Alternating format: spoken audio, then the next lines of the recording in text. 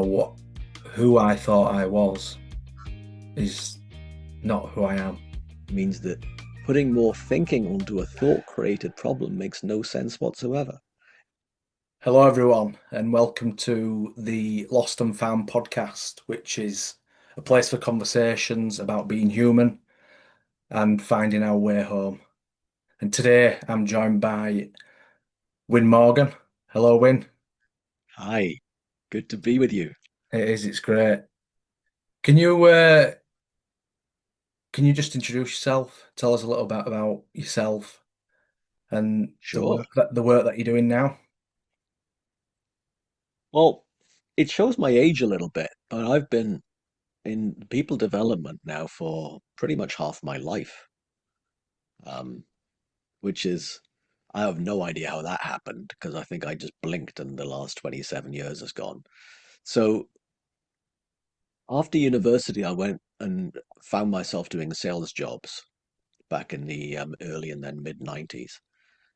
And when I was doing some of those sales jobs, it was certainly with one organization, the largest organization that I worked with back then from about 1995. I was going on training courses and I was really enjoying the idea of being at the front of the room delivering training courses. Looked like a lot of fun. Hmm. And I thought, I wonder how someone would do that. And that's how it kind of started, the whole people development stuff. But what I didn't know at the time was what I would now find myself doing, which is far more deep work with people. Deep on one level, but also far more simple on another level, which I can explain how that looks to me, but no, I think you know what that means.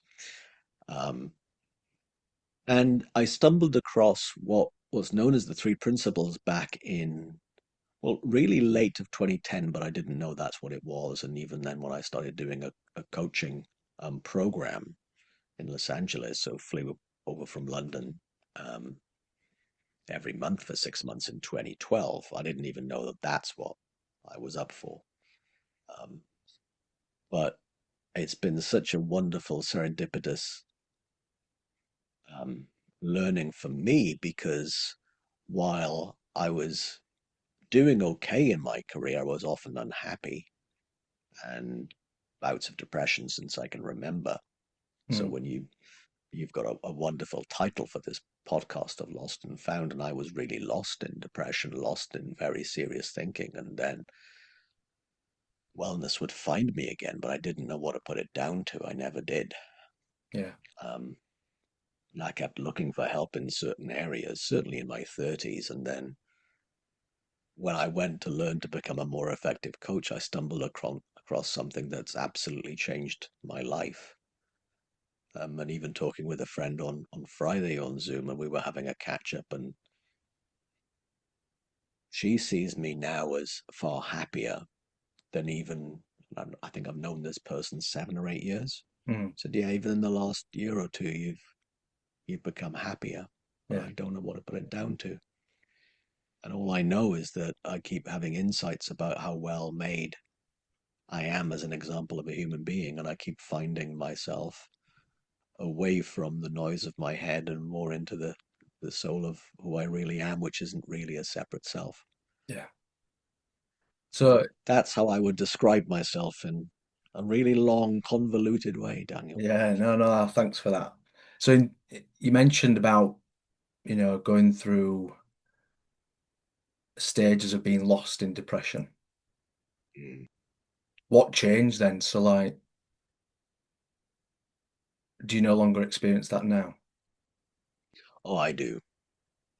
Um, and the most recent example I've had of what I would call depression was in November of 2024. So at the time of recording, what's that, 18 months ago, pretty much? Coming up to 18 months ago.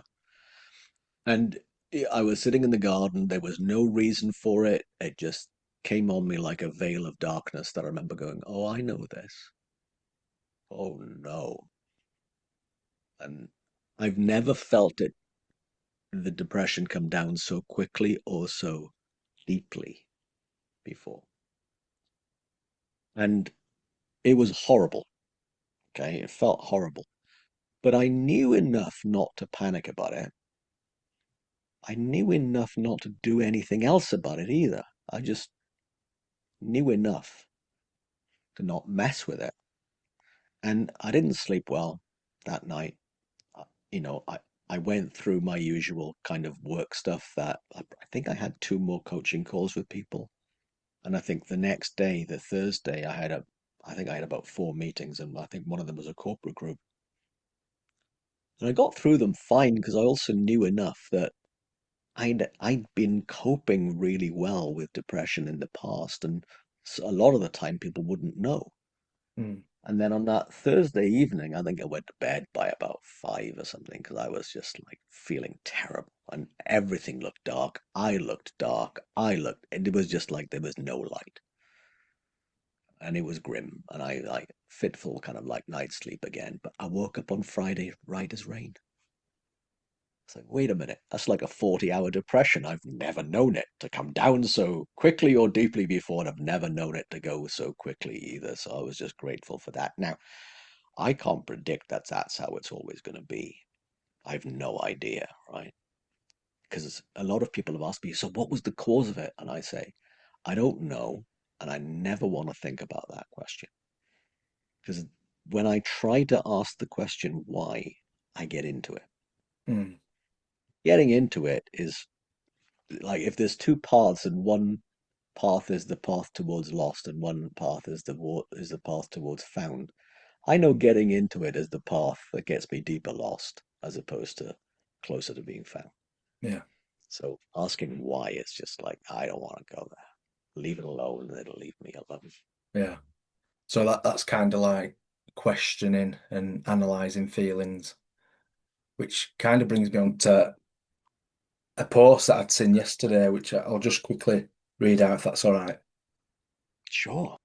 And it's, I forget that I cannot live and avoid feelings. That's impossible.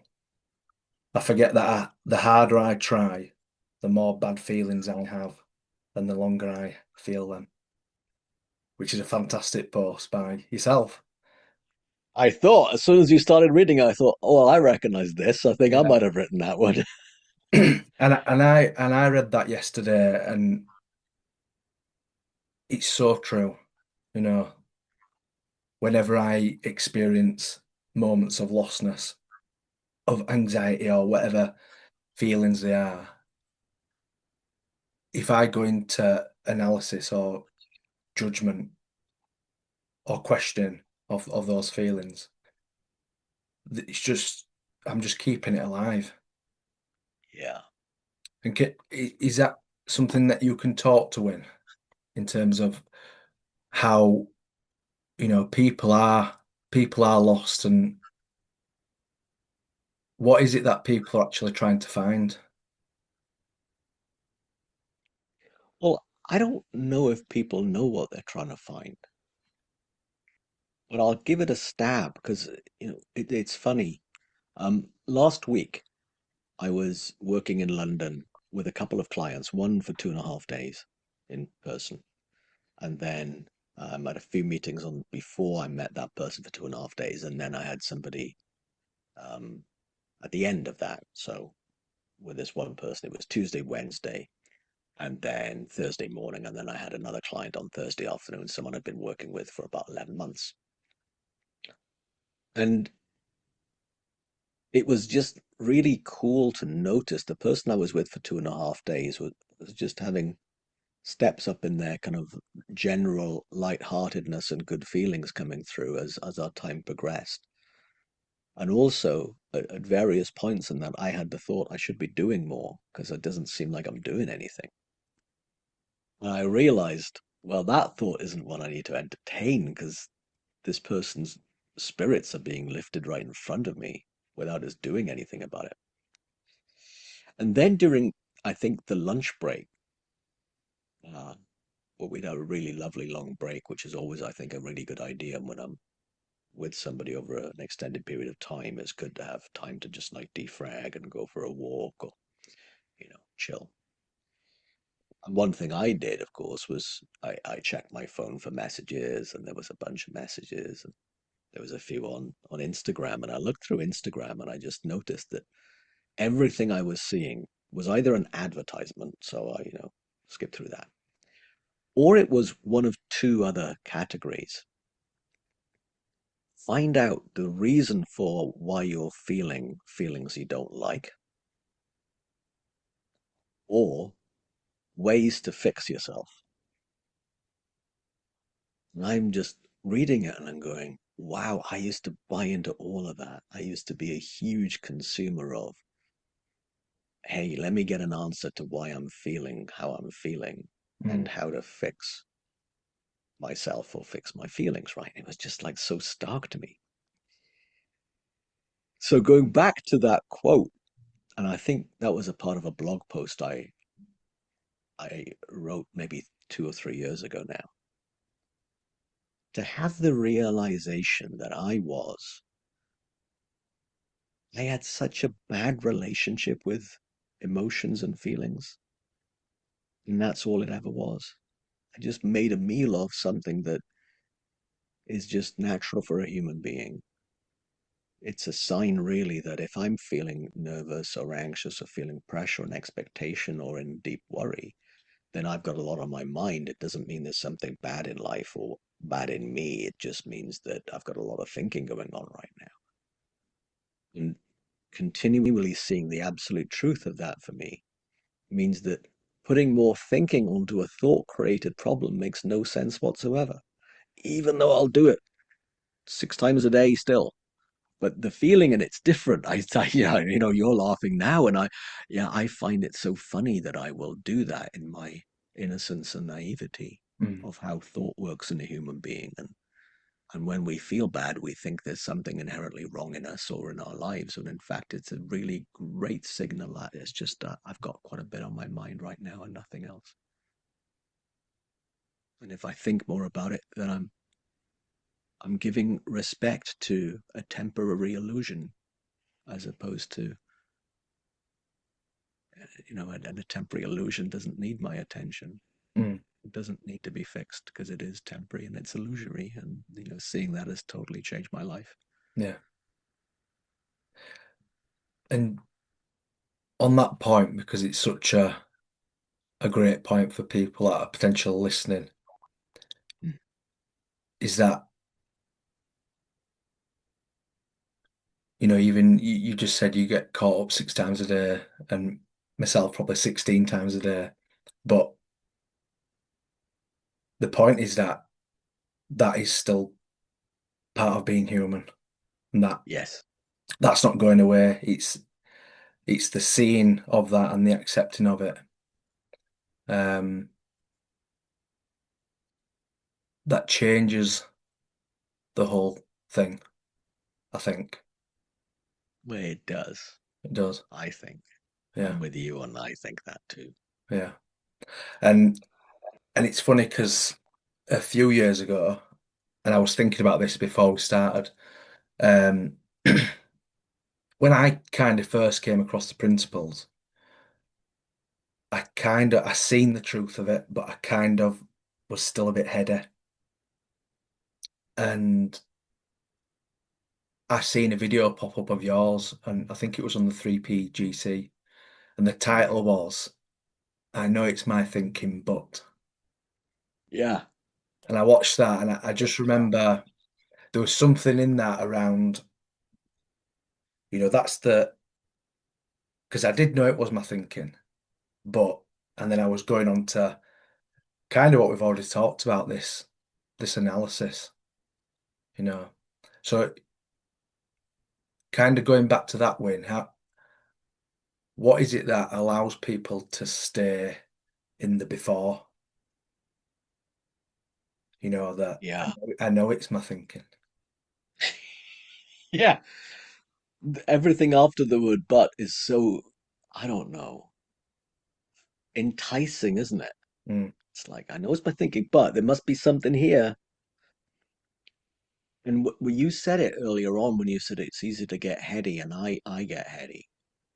Now, I notice I'm a lot less heady than even I was, say, 10 months ago. I notice that about me.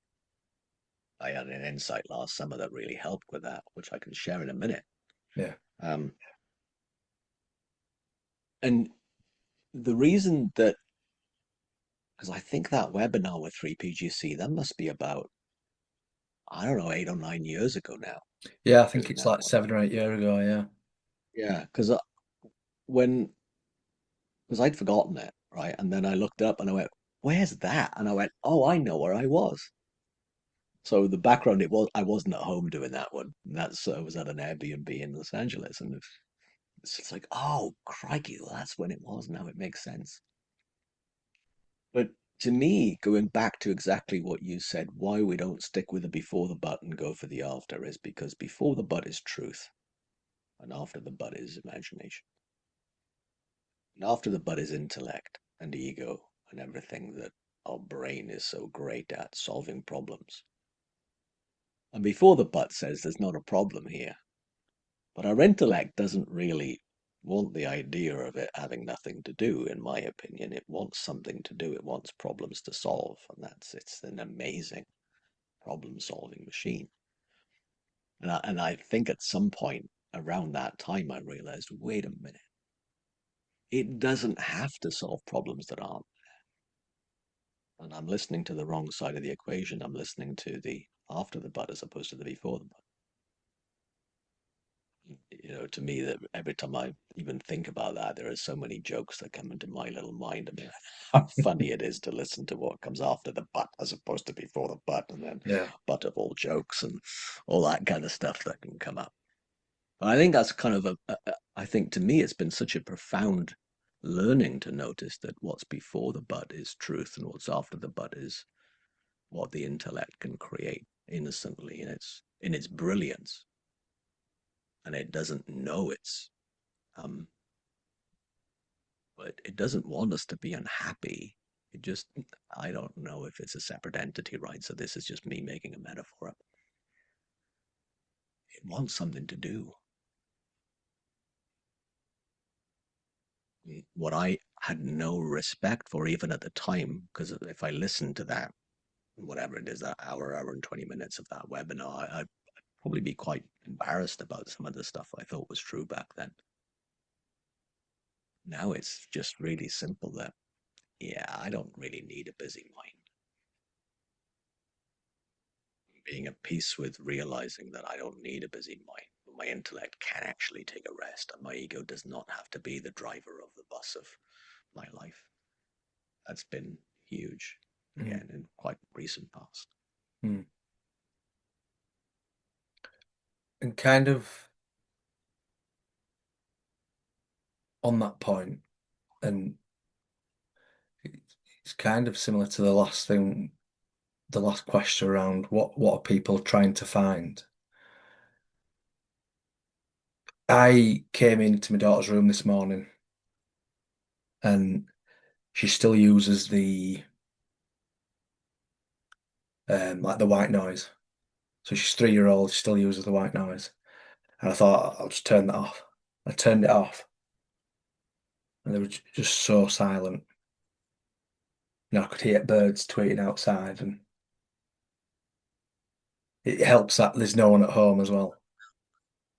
But your podcast of Under the Noise, what is it that is under the noise? What's that space that we talk about?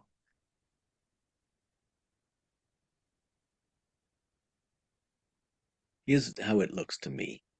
And it doesn't mean I'm right, it just means how it looks to me. I think under the noise is where the where the magic in life is, where there's an appreciation and a gratitude for having been born that I didn't know was available to me. And the source of all my best ideas, all the feelings I really wanted, all in that space of what's under the noise, because the noise is nothing more than noise. And there's innocence in noise, exactly going back to your point. It's totally human to have noise. And I said it at a friend's place for lunch on Saturday. And, we're just shooting the breeze, and there was about, I don't know, 10 of us around the dining room table for lunch. And I said something like, I think one of the most important things in life is to learn which thoughts and feelings to listen to and which ones not to. And one of the people there had his three kids there. Said, "Hey, kids, come here. Listen to this. Listen to this. What Wyn just said." I didn't really know what I said, right? Because I'm just like in the moment talking. And it was a slightly misquoted reply, but I think that's just a huge thing. And they're looking at me going, "What?" And the father kind of like got a little bit of the sense of the truth. Now I know his wife went, I know what he means. And the father kind of got a glimpse of it, and that's why he got the kids in. But it's just such, I think, an amazing thing to know that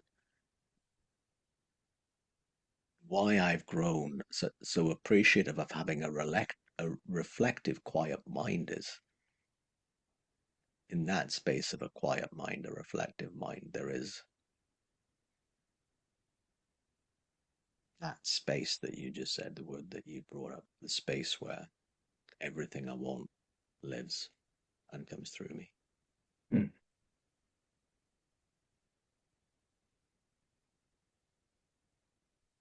Which I think, as you were talking, I was thinking back of, um,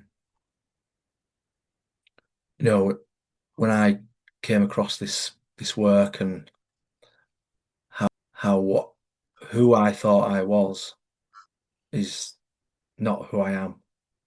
Yeah, And I think that when I think about what are people looking for, I think people are trying to find themselves, which is the true self.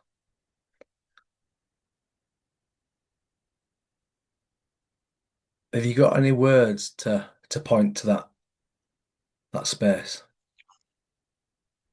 well, I think that's a huge thing that you've just said.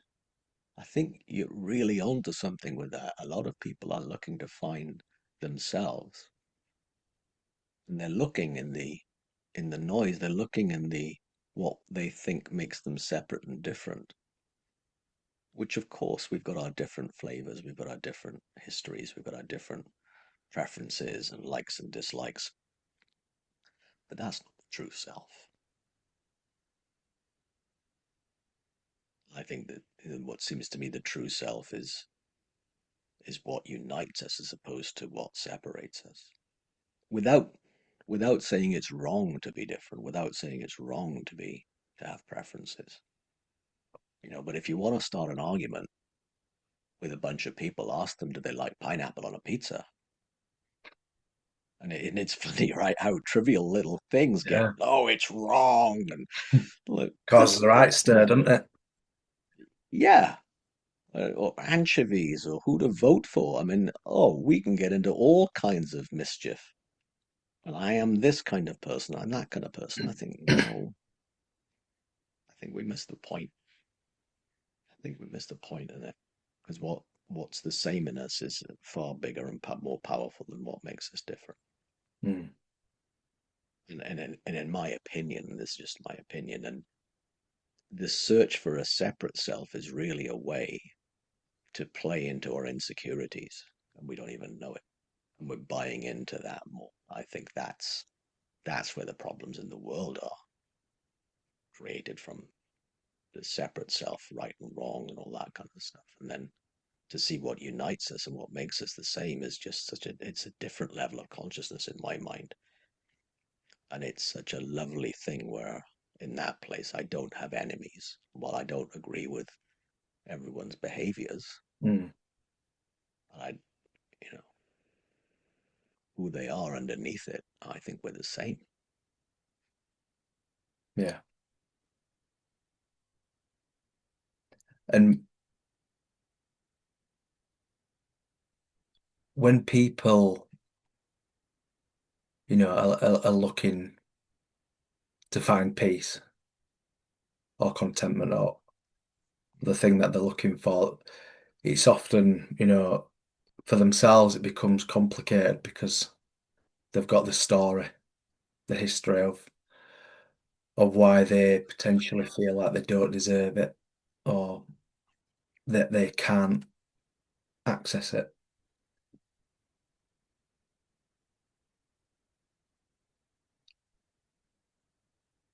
Is this something that everyone can access, Wyn? Oh, yeah, I think everyone does. Now, I think most of us don't realize it, but every moment, every time someone falls asleep is that. It can't be anything else than that, I think. Mm, Even if it's a moment of that, I think of that. Because the number of times saying, yeah, that, no, but not me, or not available to me. But if you knew the real me, then you'd realize that, peace of mind and contentment, they're not my birthright and blah, blah, blah. And well, in the moment of contentment is when the body and mind relax enough so that people fall asleep. Like, and this is from someone who was an insomniac, right? Me, for like 20 odd years ago, I didn't sleep. But like, well, if I slept over an 18-month period, if I had 1 hour's sleep, that was a good night, right? But even then, I'd fall asleep at some point. It may only be 20 minutes before I needed to get up, but I'd fall asleep. So even then I had this. Even then I had access to kind of like a quieter mind, a relaxed mind that where all the stories of myself and my plight and everything had disappeared in that moment. It's all there. The misunderstanding that I know I had was that I thought I had to think to get that, when in fact it was the absence of thought mm, that enabled that to be far more, I don't know, realized more often now than it ever was, which I'm really grateful for. Because I mean, something I do share when people ask is, are you always quiet minded? No.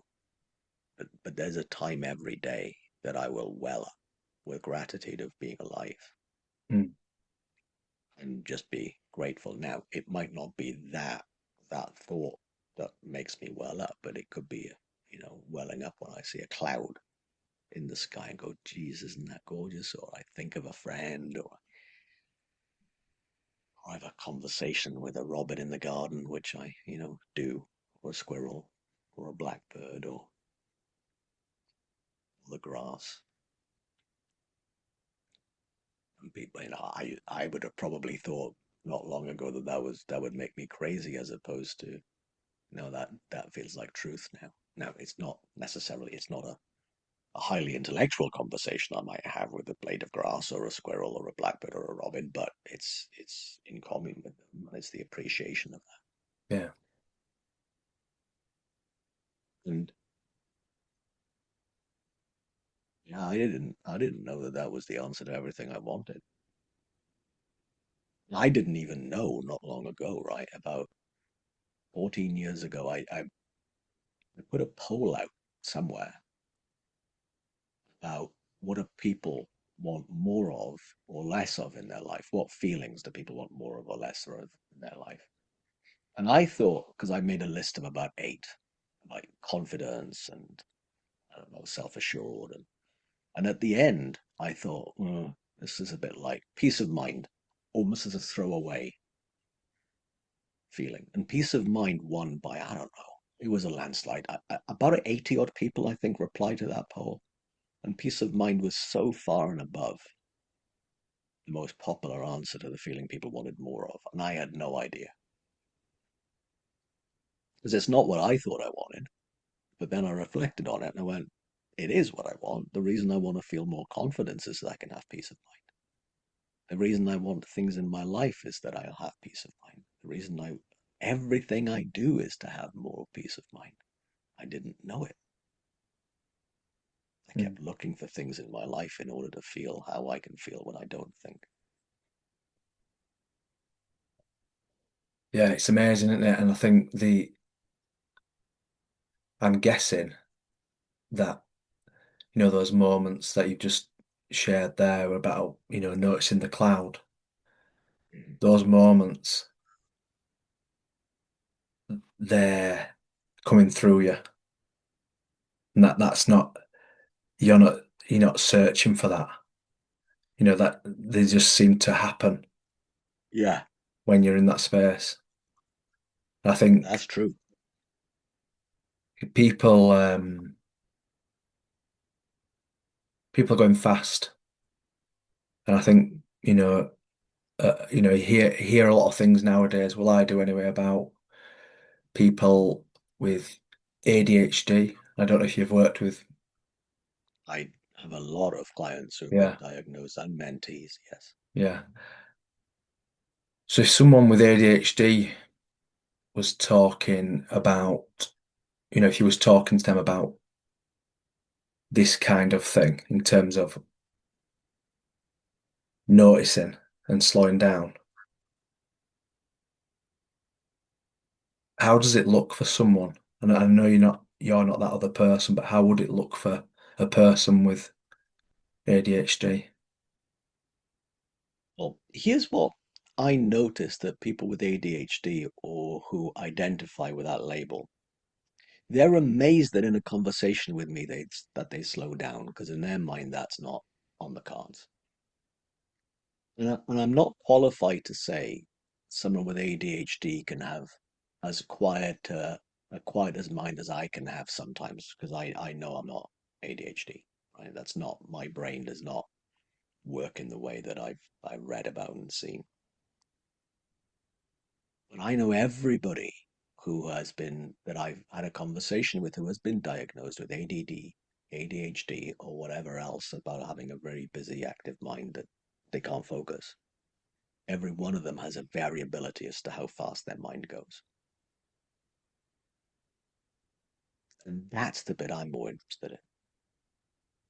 Not what's wrong, but every single person's ability to have a slower mind, regardless if their brain is different or not, because I don't want to get into that because Mm, I ain't qualified. It's not going to be my thing. mm, What I do know, though, is that when people's minds are slower, they find they do more, do better, and enjoy more without any, with no exceptions, they would say that. So I find that really hopeful. mm. And you find when you talk to people, you know, your clients and other people, that when you point to the space,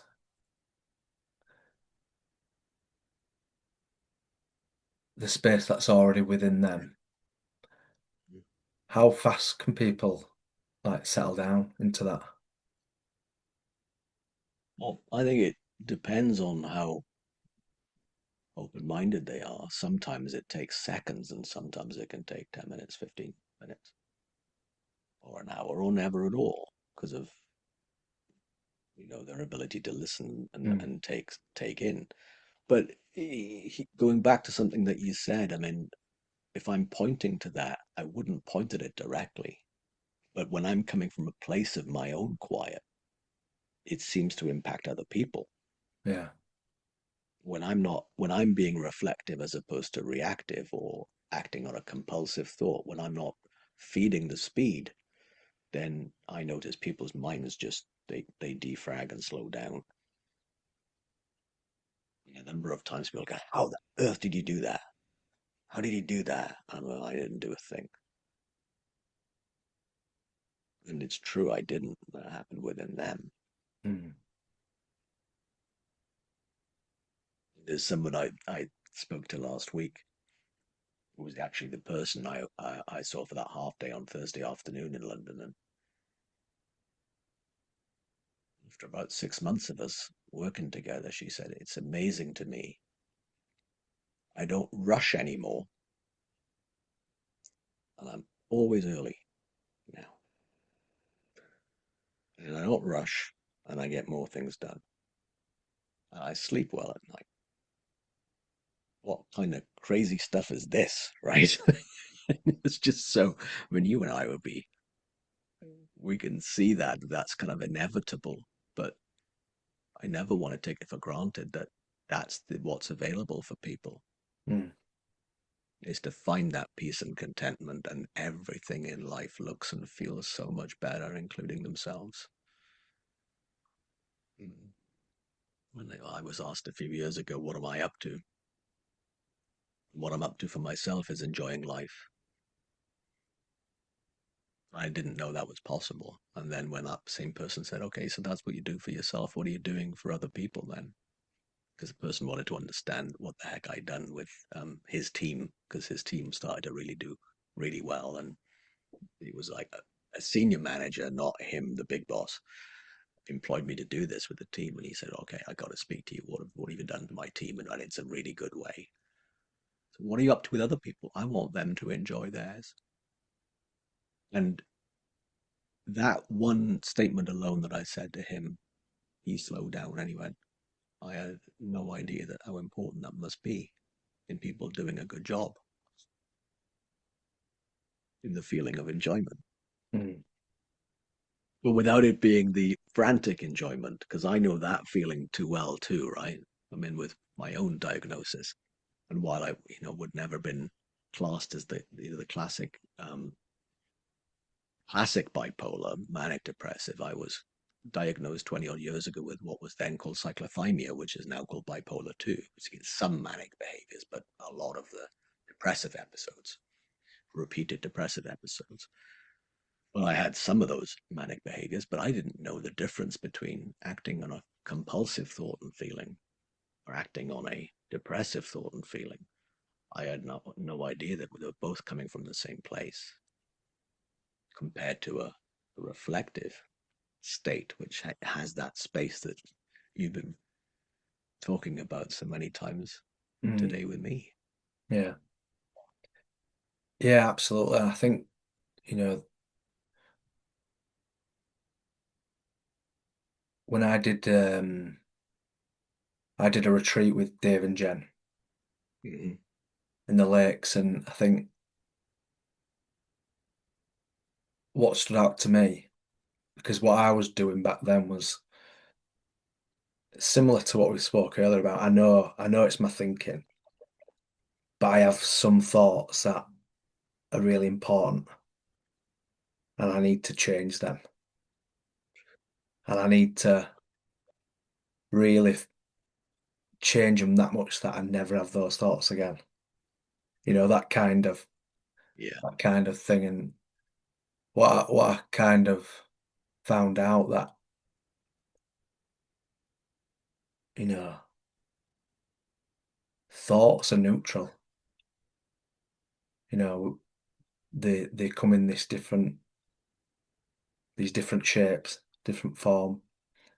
But yeah, they're coming from the same place and without judgment. You know, I still have those thoughts now today. Those thoughts I had years ago, and they just pass through. But I'd spend hours battling. And I think when you can see the truth of that, I think it alleviates. It's almost like this weight lifting, and whether it's you're lifting up in consciousness, but yeah, things around you, so the world around you looks different, although it hasn't changed. Have you had experiences of that, Wyn? yeah. Well, I mean, that's your version of my story of wanting, when I was learning about this, to hope I would never get depressed again, as opposed to being able to have a totally different relationship with every thought and feeling I'd have. That's what you just said, because that's what's up for grabs. I can't guarantee anybody to not feel anxious, depressed, or have a really busy mind again. I think that those feelings are, I don't know if they're inevitable, but they're definitely on the cards. And the desire to control ourselves away from them is exactly the first quote that you read out. Mm. But exactly left alone, I mean, if it's true that every thought comes from formless into form and then reverts back to formless again, it's only my thinking that takes that arbitrary, transitory, illusory thought and gives it meaning and makes it important. And then that's only happening in my own mind, what I it becomes important to me. And it's subconscious. I mean, I don't choose. I don't actively choose consciously what thoughts seem important. I just think that's a thought habit. Mm. There's nothing else to it. And because it's a thought habit, well, that can disappear too in the way that you've just described, which sounds like an amazing thing Yeah, that of what you've seen to be true for you. yeah, absolutely. So, looking back in your own experience, Wyn, when was it, if there was even a moment, or even if you can remember when it was, when did it all change for you?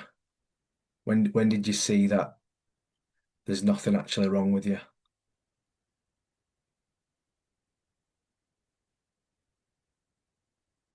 I don't know.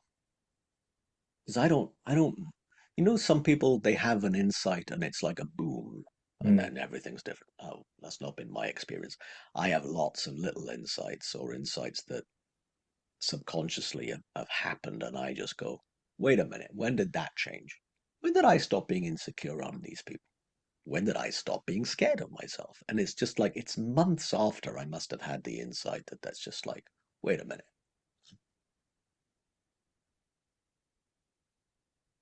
So the question of, when did I realize there was nothing wrong with me? Well, I was open to the idea of that way before the principles. I remember when I was in a clinic for 3 weeks at the end of 2005 into 2006. And I realized that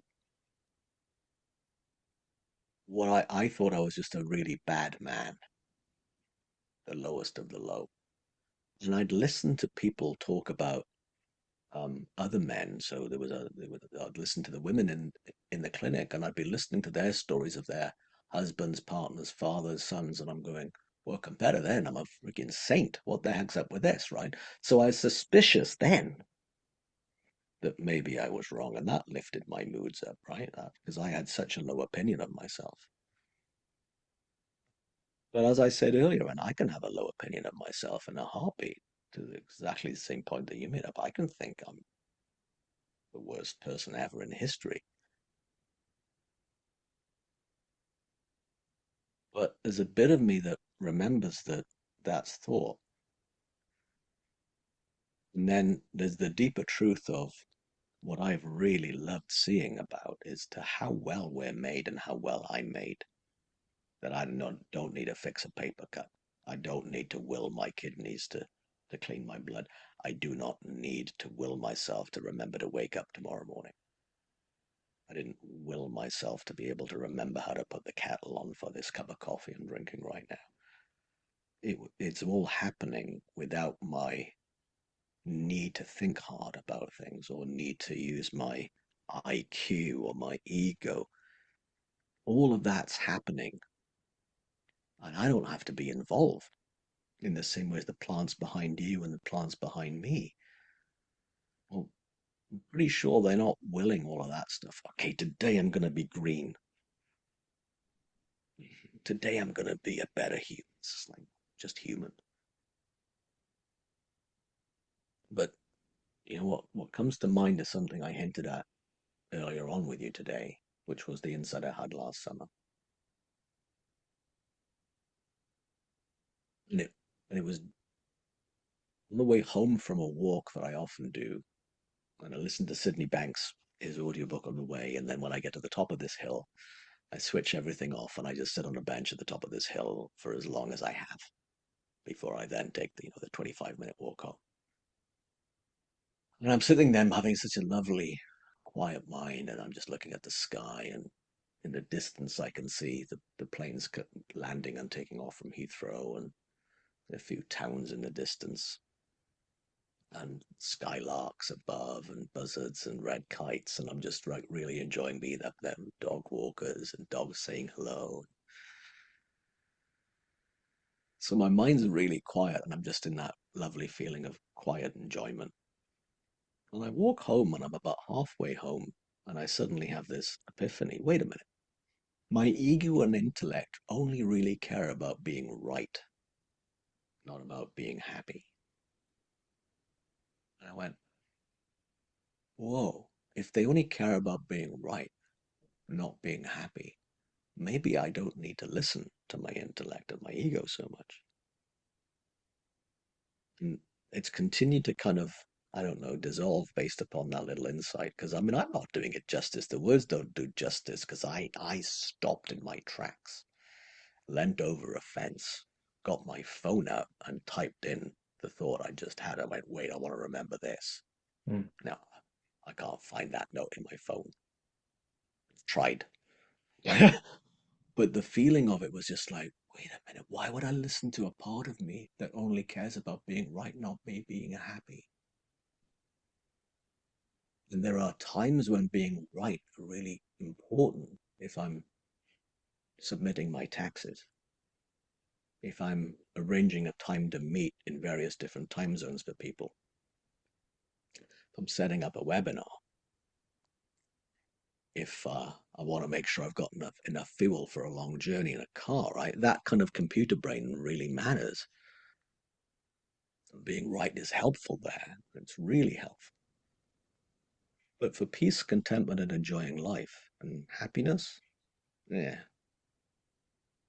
and that was huge for me, mm, and and it's enabled me, I think, to have less respect for being right. And there's a few instances recently when I've been on social events and people are so wedded to be right. And I was thinking about it yesterday and going, I love being wrong because that means I'm going to learn something. But everyone else was, I remember they were so headstrong about being right and going, what the heck's that? mm, And the only reason I can see what the heck's that is that was me. I only cared about being right, which is what an ego really wants. mm. It ain't the source of contentment and happiness. And that's not where found is. That's where Yeah, lost lives. yeah, absolutely. And when you was talking, then I was reminded of, I used to have insights, or I used to have these new thoughts about things that looked to be things that I needed to remember. And I too was someone that, I've got loads of notebooks with different things in that I need to be able to go back to. Uh, and that's just something recently I noticed that I hadn't done that for a long time. I hadn't needed to rely on remembering something, instead just staying with the feeling. And that kind of reminds me of Sid's quote, or Sid's message, which was listen for the feeling. Mm. What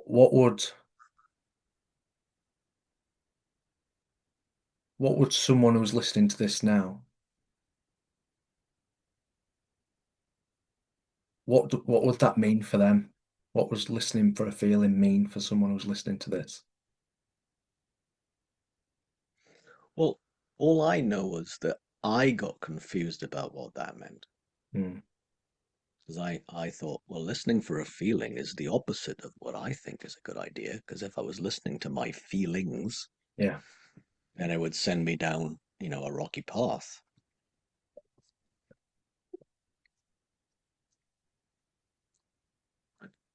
A deeper feeling as opposed to feelings, which is, to me, it's got a different quality of it. That feeling of peace is not, and space, and the feeling of a quiet mind and what's available there. That feeling isn't there's a different richness to it in my experience compared to the ups and downs of, regular emotions. It's got a richness to it. It's a deeper feeling. It's almost like in a different dimension, I think. I'll get really heady when I start thinking of it that way.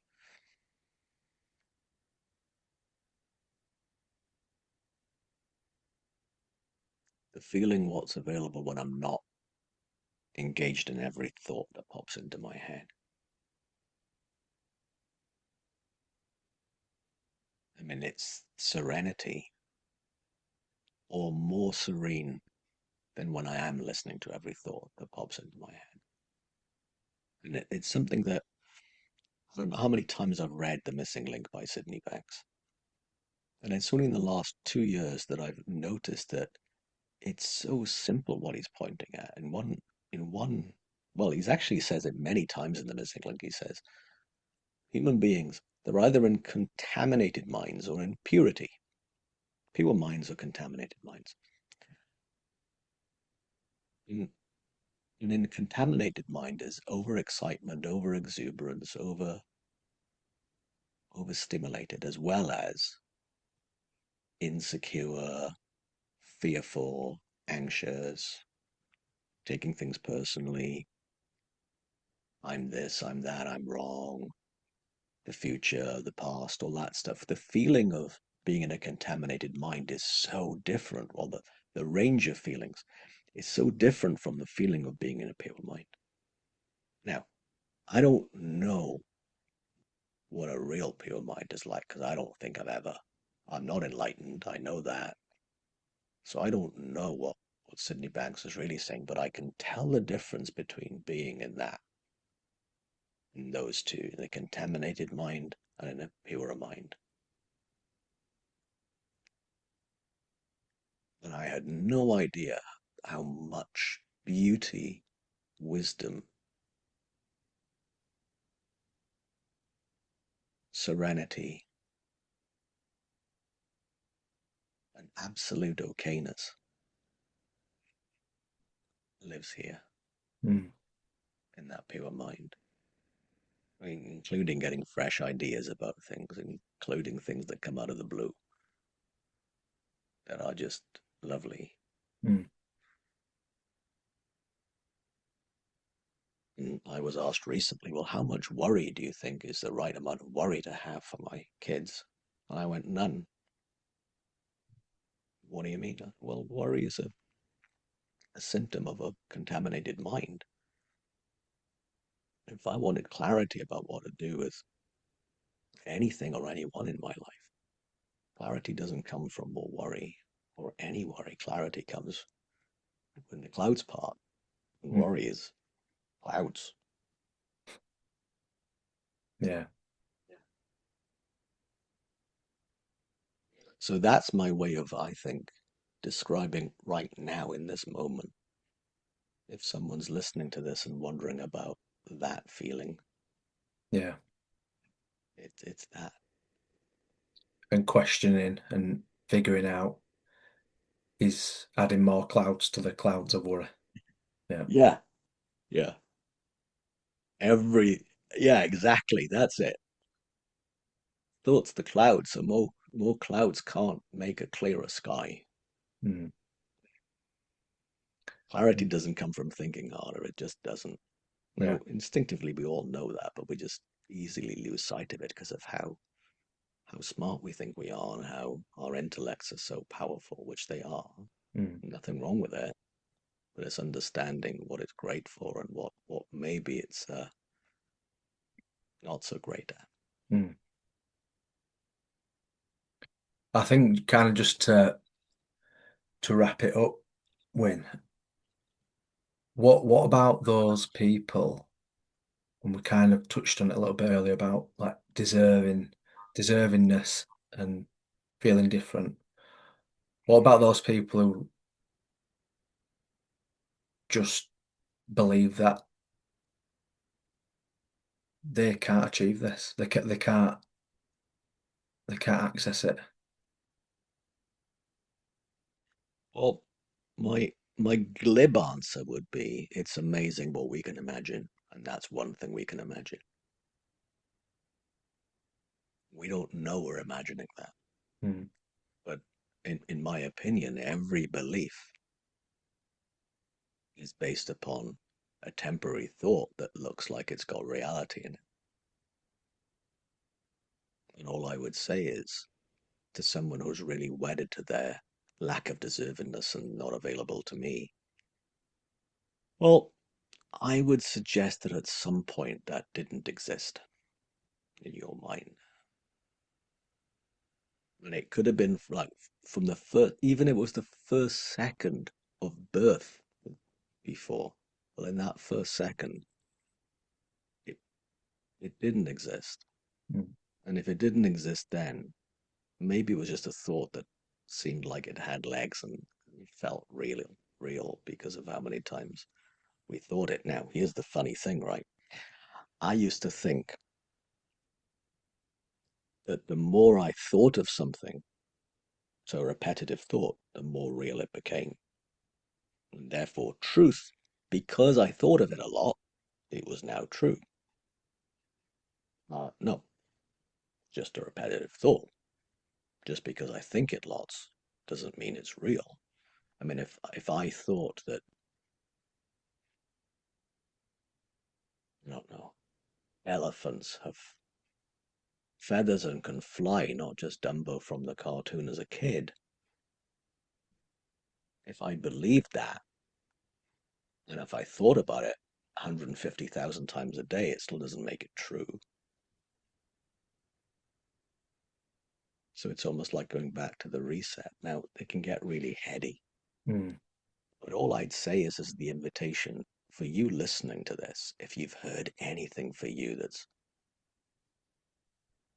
piqued your interest in a quiet way, that's got you going, huh? Or, maybe that's worth not actively thinking about, but reflecting on. And to me, if you've heard anything in this that's made you think that or feel that, your deeper mind's already doing the work. And you don't have to go there. You don't have to think more. Something cool is already happening to defrag what you think is true. Because I'm really delighted to say that what we think is true doesn't mean it is true. Mm. We just think it is. Yeah, and we can think elephants have feathers and can fly. Yeah. Doesn't make it right. No. We can get so lost in the illusion. Yeah, because it doesn't look like an illusion. Yeah. It's that simple. It's that simple. But there are illusions all over the place when we look at this life of ours. Colors, light. We didn't, it took until like 400 odd years ago when someone discovered this thing called gravity, and it's been there all the time, literally under our noses and above our noses and behind our noses and in front of our noses. Just didn't notice it. Doesn't see the truth of it. It's everywhere. All the truth of things are everywhere, but because of how pervasive thought is to a human being, we don't see it because we don't even know it's us thinking it. Yeah. Well, I think that brings us to quite a nice ending. So I really do appreciate your time today, Wyn, and I'm absolutely sure that if anyone does listen to this, there are there are nuggets all the way through if the listener is open to it. So thank you so It may much. take years before that kind of like is seen because I remember listening to stuff and I didn't get it. So, Yeah, Daniel, thank you very much, Dan. It's been a pleasure. thank Thank you. you for doing this.